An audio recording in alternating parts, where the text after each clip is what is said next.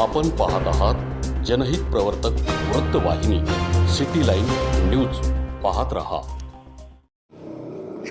अहिल्यानगर जिल्ह्यातील स्थानिक गुन्हे शाखेने नेवासा व श्रामपूर तालुक्यामध्ये अवैध वाळू वाहतुकीवर छापे टाकत 2 गुन्हे दाखल करून 24,30,000 रुपये किमतीचा मुद्देमाल जप्त केल्याने वाळू तस्कर बाजारात खळबळ उडाली आहे. जिल्हा पोलीस अधीक्षक मुमक्का सुदर्शन यांनी स्थानिक गुन्हे शाखा जिल्ह्यातील अवैध धंद्याची माहिती घेऊन त्याचे समूळ उच्चाटन करण्याबाबत आदेशित केलेले आहे. या आदेशान्वये पोलीस निरीक्षक संतोष मुटकुळे यांच्या नेतृत्वाखाली स्थानिक गुन्हे शाखेचे 2 पथके तयार करण्यात आले.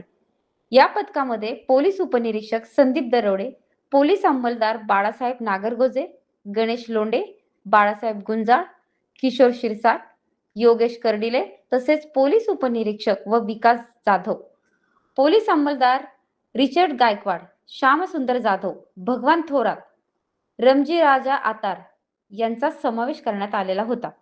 सदर दोन्ही पथकास कारवाई कामे सूचना आणि मार्गदर्शन करून पथके रवाना करण्यात आलेली होती.